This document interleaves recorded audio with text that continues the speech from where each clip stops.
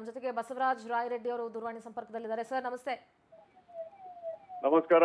ನಮಸ್ಕಾರ ಸರ್, ಏನ್ ಹೇಳ್ತೀರಿ MLC ರವಿಕುಮಾರ್ ಅವರ ಸ್ಟೇಟ್ಮೆಂಟ್, ಮಹಿಳಾ ಅಧಿಕಾರಿ ಶಾಲಿನಿ ರಜನೀಶ್ ಅವರ ಬಗೆಗಿನ ಸ್ಟೇಟ್ಮೆಂಟ್ ಬಗ್ಗೆ? ನೋಡದೆ MLC ರವಿಕುಮಾರ್ ಅವರು ಇತ್ತೀಚೆಗೆ ಶಾಲಿನಿ ರಜನೀಶ್ ಅವ್ರ ಮೇಲೆ ಆತರ ಮಾತಾಡಿದ್ದು ಬಹಳ ಒಬ್ಬ ಹೆಣ್ಮಕ್ಳನ್ನ ಹಗುರವಾಗಿ ಮಾತನಾಡೋದು ಸರಿಯಲ್ಲ. ಅವರು ನನಗನ್ನಿಸ್ತದೆ ಈ ರೆಗ್ಯುಲರ್ ಅಫೆಂಡರ್ಸ್ ಇರ್ತಾರಲ್ಲ ಆ ತರ ಆಗಿಬಿಟ್ಟಾರೆ. ಈ ತರ ಹೆಣ್ಮಕ್ಳ ಮೇಲೆ ಅಪಾದನೆ ಮಾಡೋದು ನೋಡಿ. ಮೊನ್ನೆ ಕಲಬುರಗಿಯಲ್ಲಿ ಕೂಡ ಜಿಲ್ಲಾಧಿಕಾರಿಗಳ ಮೇಲೆ ಮಾತಾಡಿದ್ರು, ಆಮೇಲೆ ಕೋರ್ಟ್ ಅವ್ರಿಗೆ ಕ್ಷಮೆ ಕೇಳ್ತು.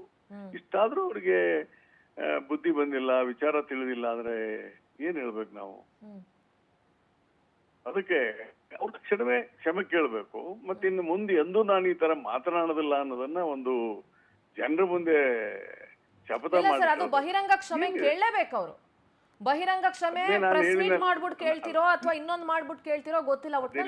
ಅದನ್ನೇ ಹೇಳಿದೆ, ಪರ್ಸನಲ್ ಹೋಗಿ ಅವ್ರಿಗೆ ಹೋಗಿ ಕೇಳ್ಬೇಕು, ಪಬ್ಲಿಕ್ ಕೇಳ್ಬೇಕು ಅಂತ ಹೇಳಿದ್ ನಾನು. ಹೇಳಿ ಈ ತರ ನಾ ಹೆಣ್ಮಕ್ಳ ಮೇಲೆ ಮಾತಾಡೋದಿಲ್ಲ ಅಂತ ಒಂದು ಪ್ರತಿಜ್ಞೆ ಮಾಡಿ ಯಾರು ಹೇಳ್ಬೇಕು ಒಂದೇ. ಹೌದು ಹೌದು ಸರ್, ಹೌದು. ನಾನು ಹೇಳಿದ್ದಷ್ಟೇ. ಮಾತಾಡ್ಬೇಕು. ಒಮ್ಮ ಸಭ್ಯ ಗೃಹಸ್ಥ ಜೆಂಟ್ಲ್ಮನ್ ಅಂತ ಏನ್ ಕರಿತೀವಿ ಆಗಿದ್ರೆ ಅವರು ತಕ್ಷಣವೇ ಈ ಕೆಲಸ ಮಾಡ್ತಾರೆ ಅಂತ ನಾನು ಬಯಸ್ತೇನೆ. Right sir, thank you Power TV ಜೊತೆ ಮಾತನಾಡೋದಕ್ಕೆ.